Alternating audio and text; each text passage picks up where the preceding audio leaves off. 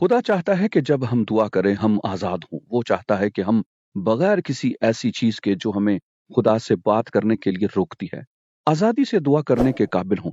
लेकिन मुझे मालूम हुआ है कि 2 चीज़ें जो बड़ी रुकावट हैं, एहसास-ए-जुर्म और दूसरी कड़वाहट। एहसास-ए-जुर्म तब आता है जब आपने गलत किया है और कड़वाहट तब आती है जब दूसरों ने आपके साथ गलत किया हो। ज़बूर 51 में दुआ करता है। वो बहुत शिकस्ता हाल था क्योंकि उसने कहा, खुदावंद अपनी निजात की शादमानी फिर मुझे इनायत कर। और उसके शिकस्ता हाल होने की वजह ये थी कि उसने खुदा के खिलाफ गुनाह किया था, उसने दूसरों के खिलाफ गुनाह किया था और उसके नतीजे में उस यानी एहसास जुर्म ने उसे उस कुर्बत से दूर कर दिया था जो दाऊद ने कई सालों से खुदा के साथ रखी थी। लिहाजा एहसास जुर्म आपको लूट लेगा, ये आपको खुदा के साथ उस हकीकी कुर्बत से दूर रखेगा। लेकिन एक और चीज है जो मैं समझता हूं उतनी ही बदतरीन है, और वो है कड़वाहट।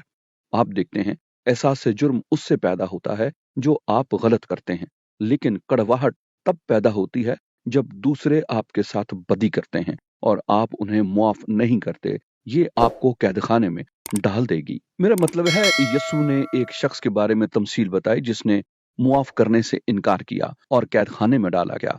मेरा मानना है कि वो कैदखाना कड़वाहट का कैदखाना था, क्योंकि जब आप कड़वाहट को अपने दिल में रखते हैं तो आप उस कड़वाहट के गुलाम हो जाते हैं। लिहाजा कड़वाहट तबाहकुन हो सकती है। दर हकीकत ये अक्सर नस्ल दर नस्ल मुंतकिल होती है। जब यूगोस्लाविया पहली बार टूट रहा था, तब मैंने यूगोस्लाविया में था और मैं एक गाड़ी किराए पर ले रहा था।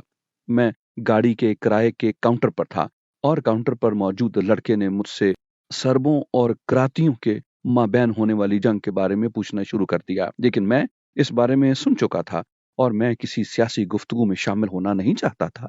मैंने उस गुफ्तगू से बचने की कोशिश की, पर उसने कुछ कहा जिसने मुझे हैरान कर दिया। उसने कहा, मैं एक सर्ब हूँ और मेरे कुछ दोस्त हैं जो कराती हैं और वो मेरी शादी की दावत में भी थे।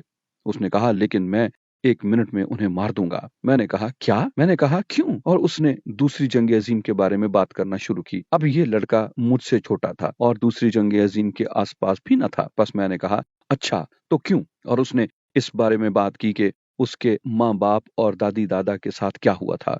और मुझे दरियाफ्त हुआ कि कड़वाहट एक नस्ल से दूसरी नस्ल मुंतकिल हो चुकी थी। और मुझे दरियाफ्त हुआ कि कड़वाहट एक नस्ल से दूसरी नस्ल को मुंतकिल हो चुकी थी और ये कड़वाहट आपको तबाह कर देगी। लिहाजा हमें हमें मुआफी के उस कुएं में से जो खुदा ने हमारे अंदर गहरे में रखा है, उस मुआफी को लेना है और उनको मुआफ करना है जिन्होंने हमें तकलीफ पहुंचाई है।